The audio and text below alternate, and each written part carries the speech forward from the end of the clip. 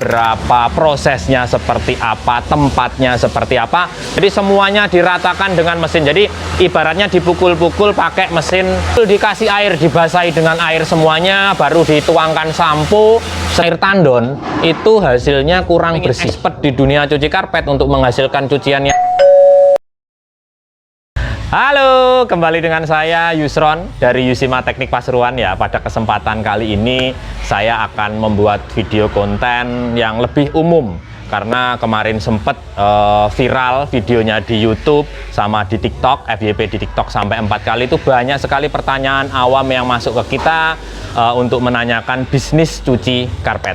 Jadi dalam video ini nanti akan saya kemas proses yang umum yang untuk membuka pikiran para calon pengusaha cuci karpet yang ingin tahu bisnis cuci karpet itu seperti apa.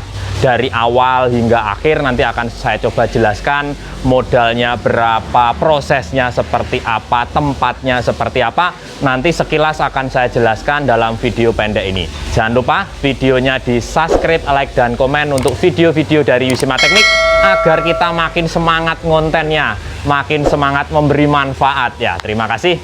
Yang pertama dulu ya, masalah modal. Di sini banyak sekali pertanyaan masalah modal untuk bisnis cuci karpet. Modalnya berapa? Kalau modal itu sebenarnya tergantung dari kebutuhan seperti apa bisnis yang kita mau bangun.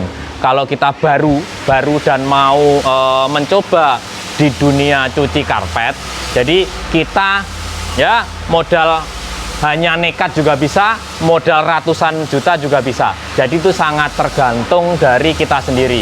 Apa pembedanya dari modal yang kecil sama modal yang besar?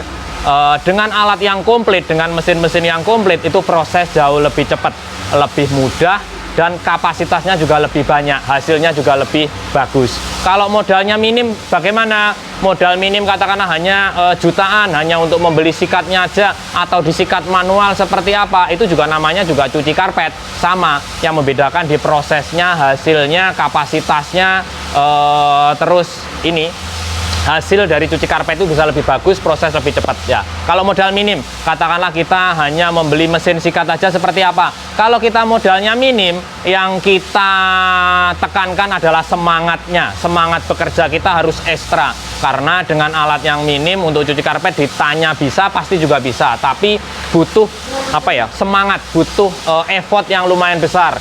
Untuk proses nyikatnya, ya, disikat dengan mesin sikat polisher. Kalaupun proses perontokannya tanpa mesin perontok, bisa dirontokkan dengan perontok manual. Nah, di sini saya coba jelaskan rinci dari awal mula. Cuci karpet, ya, proses cuci karpet itu, ya, proses cuci karpet itu ketika karpetnya datang itu kita ukur harga atau tarif jasanya seperti apa. Kalau di tempat kita tarifnya itu per meter persegi ya, per meternya mulai 15.000 sampai 25.000 per meter persegi. Harga ini tergantung dari masing-masing owner laundry. Tempat-tempatnya tertentu juga harganya akan berbeda. Jadi harganya per meter persegi mulai 15.000 sampai 30.000. Jadi nanti kita kalau yang tipis-tipis karpet itu mulai 8.000. Jadi ada beberapa kategori, mulai karpet yang jenis tipis, sedang, tebel, super tebel. Kategorinya ada 4. Kalau yang mau butuh tarif kita nanti bisa kita share press list kita di tempat kita untuk cuci karpetnya. Mulai tipis, kalau di tempat kita yang tipis itu seperti karpet-karpet yang lebarnya 2 meter, yang warna kadang itu biru, hijau, merah ya. Itu yang tipis biasanya lebarnya 2 meter, panjangnya tergantung motongnya itu harganya 8.000 per meternya. Kalau yang sedang itu seperti apa? Karpet-karpet yang seperti ini kategori di tempat kita kategori sedang, harganya 15.000 per meter persegi. Kalau yang tebal seperti apa? Karpet yang dia lumayan tebal, dia tebelnya kurang lebih sekitar 1 cm sampai 1,5 cm. Dia seratnya belum rapat. Ini yang kategori tebel. Kalau yang kategori super tebel yang harganya 25.000 adalah karpet Turki yang seratnya sangat rapat dan berat ya.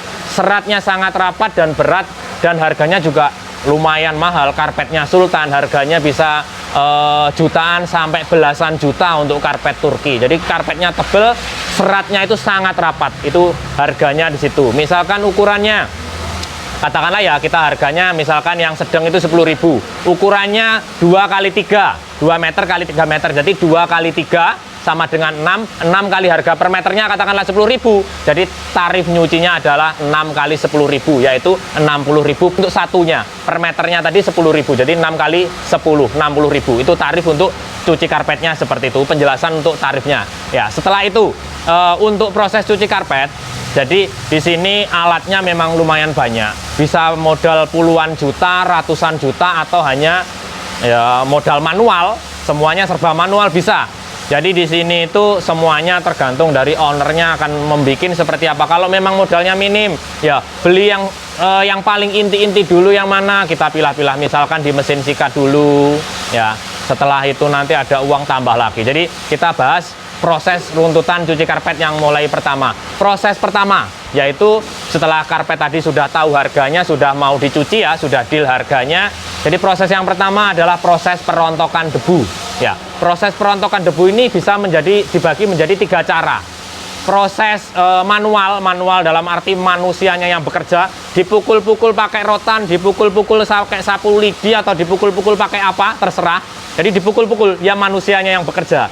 Itu cara yang manual, yang sangat umum. Jadi dia tanpa ada tambahan, cuma pakai sapu atau pakai rotan pemukul kasur yang dulu-dulu itu ya. Cara yang kedua dengan mesin yang perontok kecil, perontok manual ya, mesin perontok manual ya. Itu dengan cara apa? Karpetnya itu digelar di lantai. Setelah itu karpet mesinnya jalan melingkari atau ke seluruh bagian karpet, keseluruhnya. Jadi semuanya diratakan dengan mesin. Jadi ibaratnya dipukul-pukul pakai mesin perontok manual, pakai mesin. Itu kalau mesin manual. Terus ada lagi yang ketiga dengan mesin perontok debu otomatis. Kalau dengan mesin perontok debu otomatis harganya memang mahal dibanding yang manual tadi. Harganya memang mahal, tapi bedanya di mana? Bedanya di proses kerjanya jauh lebih cepat, lebih mudah, dan ramah lingkungan ya. Dengan mesin perontok debu otomatis prosesnya jauh lebih cepat dan lebih mudah, hasilnya juga lebih bagus. Kalau manual tadi kelemahannya apa? Dia karena dipukul-pukul tanpa ada blower dan dia jalan, itu prosesnya agak sedikit lebih lama. Debunya beterbangan ya, berdebunya beterbangan, jadi perlu gulung, perlu bersihkan tempatnya dan yang lain-lain. Kalau otomatis tinggal masukkan karpetnya, mesinnya yang akan bekerja, dia keluar sudah kondisi terbebas dari debu. Itu proses pertama. Jadi kalaupun tanpa mesin perontok debu otomatis atau mesin perontok manual, bisa dimanual tanpa mesin dengan cara dipukul-pukul. Itu adalah proses perontokan untuk membuang debu. Ingat ya, jadi harus ada proses perontokan debu untuk membuang debunya. Karena ketika tidak dirontokkan, debunya itu masih banyak sekali yang akan tertinggal di karpet. Walaupun sudah disikat, itu dia debunya nanti relatif lebih banyak. Proses bilasnya seperti itu, dia lebih lama sekali. Jadi di situ tadi yang pertama adalah proses perontokan debu. Yang berikutnya, selesai proses perontokan debu, yang berikutnya adalah proses penyikatan. Proses sikat ini adalah proses basahnya. Jadi karpet seperti itu dikasih air, dibasahi dengan air semuanya, baru dituangkan sampo. Setelah itu disikat dengan mesin polisher ya. Mesin polisher pun di luaran sana juga macam-macam, mulai yang rakitan yang harga murah sampai yang pabrikan yang harganya belasan juta juga ada. Macam-macam tergantung dari budgetnya. Yang membedakan apa? Yang membedakan yang pertama adalah kekuatan putar dan kekuatan bebannya. Yang saya maksud kekuatan putar adalah RPM-nya. Kalau misalkan mesin itu ringan, pasti dayanya akan kecil. Mesin itu ringan, beratnya itu ringan, putarannya tinggi, pasti dia beratnya kecil, daya listriknya kecil juga. Kalau mesinnya berat ya, terus putarannya tinggi, pasti daya listriknya akan besar. Jadi yang rakitan yang 200 watt, pasti dia putarannya lebih pelan. Putarannya relatif lebih pelan untuk RPM-nya. Kalau yang pabrikan itu mesinnya dia berat, RPM-nya 150 RPM juga termasuk lebih tinggi, dan dia daya listriknya juga lumayan. Kalau yang pabrikan itu sekitar 1200 watt untuk daya listriknya. Jadi bisa dipilih mana, mulai rakitan sampai pabrikan. Yang membedakan adalah kecepatan proses ya. kecepatan proses dan hasil. Dengan mesin yang semakin kecepatannya kenceng dan semakin berat, itu prosesnya jauh lebih cepat dan lebih mudah. Untuk membuka seratnya itu jauh lebih mudah. Untuk prosesnya itu bisa lebih cepat. Ya, itu yang membedakan proses nyikatnya. Setelah proses penyikatan, mulai bisa pun juga disikat manual tanpa menggunakan mesin. Dengan cara apa ya? Pakai sikat manual. Seperti saya dulu yang pertama kali buka cucian karpet itu sikatnya saya manual. Tapi itu mengandalkan tenaga manusia. Tenaganya manusia yang sangat dibutuhkan.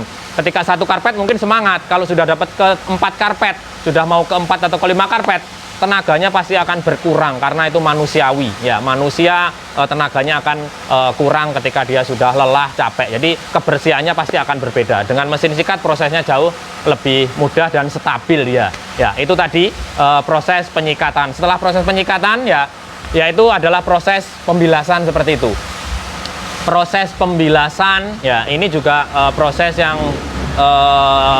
proses yang inti di situ dengan mesin bilas. Kalau hanya dengan mesin pompa air biasa atau mengandalkan air tandon, itu hasilnya kurang bersih ya. Hasilnya kurang bersih, kurang maksimal, hanya membuang busanya saja tanpa mengeluarkan debu yang bersembunyi, tanpa membuka seratnya, tanpa mencerahkan warnanya. Jadi ketika misalkan memang modalnya masih ringan atau apa ya, masih menggunakan semprot biasa atau semprot pompa air atau semprot tandon, itu menurut saya hasilnya masih kurang. Kalau pengen expert di dunia cuci karpet untuk menghasilkan cucian yang bagus, ya setidaknya harus mesin bilas yang high pressure atau pakai mesin sapu air seperti itu untuk menghasilkan cucian karpet yang hasilnya bisa lebih bagus, warnanya lebih cerah, bulunya bisa lebih hidup ya. Kotoran atau debunya biar disembur itu dia akan hilang. Itu proses bilasnya ya. Proses bilas itu kalau menggunakan mesin sapu air juga harganya juga lumayan. Sudah kalau manual disemprot ya harganya hanya pompa air biasa atau tanpa listrik, itu ya hasilnya seperti itu. Itu proses pembilasan. Yang berikutnya adalah proses pengeringan ya. Di sini memang lumayan mahal. Proses pengeringan itu bisa ini kering ya, untuk membantu proses mempercepat pengeringan bisa di manual. Manual artinya apa ya? Di manual hanya diberdirikan, ditiriskan, setelah semuanya setelah disikat, disemprot, dia dibilas bersih, dia diberdirikan atau dimiringkan. Tujuannya apa? Airnya biar tiris. Setelah 4-5 jam airnya tiris, baru dijemur. Itu mempercepat proses pengeringan cara manual tadi. Cara yang kedua dengan divakum ya. Karpet yang setelah dicuci tadi dibilas itu dia bisa divakum. Disedot airnya tujuannya apa? Mengurangi kadar air yang tersembunyi di karpet, tujuannya biar lebih cepat kering ya. Dia 70-an persen bisa lebih cepat, 70-an persen airnya sudah terhisap oleh vakum ya. Bisa pakai vakum ekstraktor ataupun vakum wet and dry. Vakum wet and dry itu bisa menyerot atau menyedot air tingkatnya bisa sampai 70%. Ya, itu caranya untuk mempercepat proses dengan cara divakum. Ada lagi dengan cara di spinner ya. Memang spinner itu menurut saya kalau memang loadnya sudah tinggi, loadnya sudah banyak, atau kita pengen expert di dunia cuci karpet, spinner itu sudah sangat dibutuhkan ya. Spinner itu sudah sangat dibutuhkan untuk mempercepat proses. Kalau loadnya sudah banyak, itu saya bilang sudah wajib punya spinner. Ya, spinner itu ada yang modelnya, kalau pengen yang expert yang bagus, ada yang model karpet masjid yang besar pendek atau yang kecil memanjang ya, untuk karpet rumah tangga 2-3x4 yang model memanjang, ataupun ya bisa pakai spinner yang model mesin cuci seperti ini. Model mesin cuci itu relatif lebih murah karena dia mesin cuci yang dimodifikasi untuk spin, untuk memutar, untuk memeras karpetnya hanya dibutuhkan untuk berputarnya. Itu dengan mesin spinner dari mesin cuci. Biasanya rata-rata pakai mesin cuci bekas yang sudah dimodifikasi ataupun mesin cuci baru yang sudah dimodifikasi, diambil tabungnya saja untuk memutar ya. Di sini memang harganya relatif murah ya. Harganya relatif murah, tapi kekurangannya apa? Kita butuh effort untuk melipat-lipat karpet. Tidak semua karpet bisa masuk di situ. Jadi tabungnya itu tergantung dari besarnya tabung. Rata-rata ya hanya 45 cm yang sudah besar, itu diameter bibirnya 45 cm. Jadi karpet dengan diameter yang dilipat-lipat itu bisa masuk ke situ adalah yang kurang dari 45 cm. Ketika karpetnya Turki yang tebel itu sudah nggak bisa masuk. hanya karpet-karpet yang umum, yang tebelnya tipis, sedang, tebel yang biasa, ukurannya di bawah 2x3. Ya, jadi ukurannya dia misalkan yang ukuran 1,621 dia masih masuk di situ untuk spinner model mesin cuci itu. Jadi dengan model mesin cuci pun juga sudah bisa di awal-awal. Jadi itu mempermudah juga, tapi dengan cara dilipat. Kekurangannya hanya ada proses lipatan itu. Jadi karpet yang lebar itu dilipat-lipat agar dia masuk ke tabungnya spinner dan diperas, diputar. Kalau matanya nggak bagus, nanti goyangannya dia akan juga lebih tinggi. Itu salah satu proses pengeringan dari mulai di manual ditiriskan, di vakum, di spinner, ada beberapa itu. Jadi kalau di spinner dia relatif lebih kering karena diputar dengan putaran tinggi dan merata. Ya, bisa sampai 90% untuk tingkat pengeringannya. Setelah itu baru diproses jemur atau diangin-anginkan. Kalau yang manual tadi yang diguyur air ditiriskan itu wajib di full kena matahari. Kalau dengan di spinner itu diangin-anginkan aja udah cukup, atau dijemur juga bisa lebih bagus. Itu proses untuk pengeringan. Yang berikutnya setelah tadi dijemur selesai, kita tunggu waktunya 1 hari 1 kali. Kalau misalkan butuh yang kilat 1 hari selesai, 1 hari ekspres selesai jadi, itu ya butuh dijemur full. Kalau karpet-karpet yang tipis dia 4-5 jam udah kering ketika dia di spinner yang tipis. Yang sedang, kalau yang super tebal itu butuh setidaknya 1 hari untuk proses pengeringan biar benar-benar bagus. Dia memang kalau yang tebal itu permukaannya kering tapi di dalamnya itu dia masih lembab. Ketika nanti di packing atau disimpan dalam jangka waktu lama, nanti dia akan rawan berjamur, rawan rapuh karena belum benar-benar kering. Jadi kalau di tempat kita yang super tebal itu setidaknya saya 2 kali 24 jam untuk jemurnya, benar-benar untuk memastikan kekeringannya biar ketika disimpan itu tidak timbul jamur. Ya, itu proses pengeringan. Setelah kering, proses selanjutnya adalah proses packing. Karpet itu di packing. Setelah diangkat di jemuran, ya, itulah adalah proses packing. Proses packingnya seperti apa? Proses packing kalau di tempat kita itu menggunakan vakum. Jadi setelah dijemur tadi di vakum kering, disedot debunya. Ketika ada rambut atau masih ada kotoran waktu dijemur ada yang nempel, itu bisa kehisap oleh vakum kering tadi. Benar-benar untuk memastikan sambil inspeksi, memastikan cuciannya itu tidak ada kotoran, tidak ada debu lagi, rambut atau apa. Jadi dihilangkan dengan sambil inspeksi, dilihat di situ, sambil dikasih parfum. Ya, setelah itu diratakan parfumnya, setelah itu dikasih silika gel. Ini ada silika gelnya. Tujuannya apa? Untuk menjaga kelembapannya. Dan lebih keren ketika ada silika gel. Silika gel itu apa toh? Ketika kita beli sepatu baru pasti ada apa ya ini? Kayak pengawet lah, orang-orang bilangnya pengawet. Sebenarnya itu kan untuk menjaga kelembapan aja di dalam karpetnya. Setelah itu di packing dengan plastik seperti ini. Nah itu, ini siap untuk dikirim ketika sudah terpacking gulungannya seperti ini. Itu sekilas tadi penjelasan untuk prosesnya. Jadi kalau untuk modal itu ya tergantung orangnya. Kalau memang punya modal besar, pengen expert ya memang butuh alatnya yang banyak agar prosesnya jauh lebih mudah, lebih cepat dan hasilnya bisa lebih bagus kualitasnya. Mulai harga ada yang paketan, mulai harga yang belasan juta sampai ratusan juta pun juga macam-macam untuk cuci karpet. Kalau ratusan juta berarti alatnya sudah komplit, mulai mesin sikatnya, mulai mesin bilas sapu airnya, perontok debu otomatisnya, spinnernya, vakumnya, itu semuanya sudah expert, sudah heavy duty, semuanya sudah bagus. Kalau modalnya itu sudah puluhan sampai ratusan juta. Kalau modal yang belasan juta, jadi dipilih alat-alat yang inti dulu, mulai dari vakum, ya, mulai dari vakum wet and dry atau vakum ekstraktor, mesin sikatnya dan mesin bilasnya. Jadi dipilih-pilih itu dulu untuk yang butuh inti-inti dulu. Saya ingin mencoba ketika sudah jalan rame baru tambah invest mesin lagi. Itu juga bisa seperti itu banyak. Atau yang paling simpel untuk calon pengusaha cuci karpet itu sebenarnya ada salah satu trik untuk bisnis cuci karpet tanpa modal. Bagaimana caranya? Ya. Jadi banyakan orang yang selama ini beli mesin ke saya itu awalnya menjadi agen dari cuci karpet yang sudah besar-besar. Menjadi agen. Dia tanpa modal, hanya modal tempat aja. Di situ katakanlah ada laundry kiloan, ya dia tinggal ditempelkan bannernya dari agen, ditempelkan terima cuci karpet. Dia mendapatkan 20-30% dari agennya. Jadi dia tinggal WA, karpet itu sudah kondisi bersih. Ketika sudah melihat pasarnya, baru dia order mesin sendiri untuk dicuci sendiri. Rata-rata banyak yang seperti itu juga sudah umum.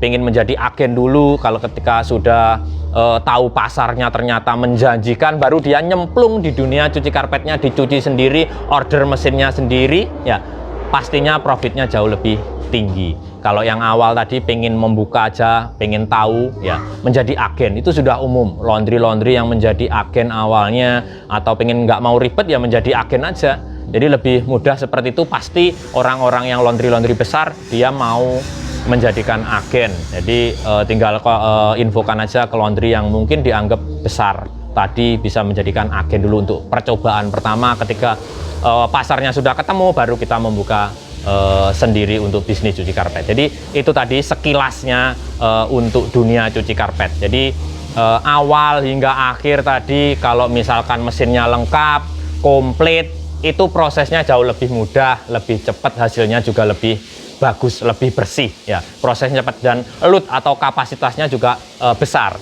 Kalau modalnya minim, manusianya yang wajib bersemangat, lebih semangat untuk mengurangi, menutupi kekurangan mesinnya tadi. Di manual, serba manual. Jadi tenaga manusianya yang sangat dibutuhkan di sini. Itu kalau minim budget.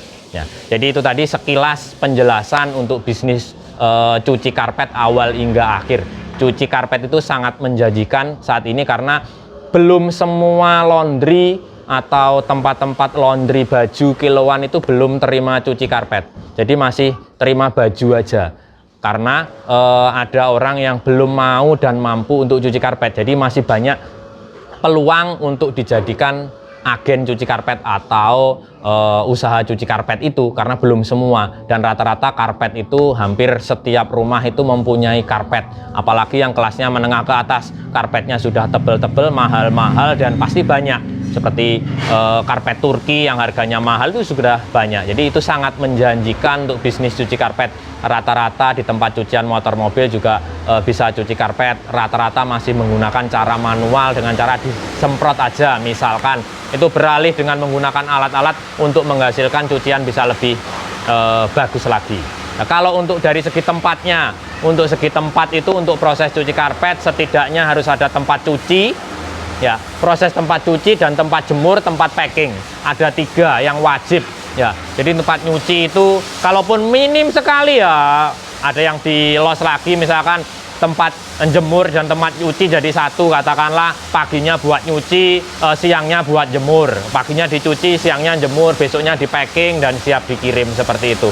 Jadi jangan menjadikan keterbatasan modal ataupun tempat. Yang penting niat benar-benar, pasti nanti ada jalan untuk membuat sebuah usaha. Saya dulu di pertama kali cuci karpet juga sama. Saya semuanya serba manual dan alhamdulillah malah sekarang ini bisa membuat mesin untuk dijual. Ya, jadi itu proses cuci karpetnya seperti itu. Ya, memang kita kita sendiri juga cuci karpet di sini, pengusaha cuci karpetnya. Jadi saya tahu masalah-masalah, kendala-kendala yang dihadapi oleh cuci karpet. Ya, jadi alat-alat apa aja untuk menunjang proses jauh lebih efektif itu kita juga menyediakan alatnya dan kita juga memakai. Ya, di situ tadi ringkasan penjelasan tentang proses untuk cuci karpet. Ingin lebih jelasnya nanti akan saya buatkan konten videonya. Ini tadi hanya sekedar sharing pengetahuan aja, prosesnya seperti apa. Tujuannya untuk membuka wawasan aja, membuka wawasan agar sudah ada gambaran di benak kita mau apa. Mau konsultasi ke kita bisa, tanya-tanya bisa, monggo. Mau datang langsung ke Pasuruan pun juga bisa untuk demokan alatnya ataupun sekaligus nyucinya, karena juga kita tukang cuci karpet juga sama. Jadi itu tadi sekilas penjelasan tentang bisnis cuci karpet yang menurut kita masih menjanjikan, karena belum semua laundry itu menerima cuci karpet dan masih pasarnya masih terbuka lebar. Jadi alat-alat yang dipakai di tempat-tempat cucian karpet itu serba masih manual. Katakanlah kita ingin membuka yang expert, ya alatnya harus banyak. Juga modalnya juga lumayan kalau pengen menjadi benar-benar expert, menguasai di kota itu, ya alatnya ya banyak sekali yang perlu dibutuhkan. Kalau modalnya minim, ya kita harus bersemangat untuk bekerja. Mental kita harus mental baja untuk mengurangi kekurangan kita yang makin bersemangat, ya. Sekilas itu tadi penjelasan tentang bisnis cuci karpet atau proses cuci karpet awal hingga akhir, mulai dari penerimaan sampai mau dikirim. Itu tadi penjelasannya. Kurang lebihnya mohon maaf. Kalau ingin tanya-tanya atau datang langsung bisa ke tempat kita di Yusima Teknik di Pasuruan, Jawa Timur ya, atau WA ke kita di sini ya. Jadi sekilas penjelasan tentang bisnis cuci karpet, semoga bermanfaat. Kalau bermanfaat jangan lupa di subscribe, di like dan komen. Kalau dirasa kurang bermanfaat bisa di skip, bisa diabaikan. Terima kasih bosku.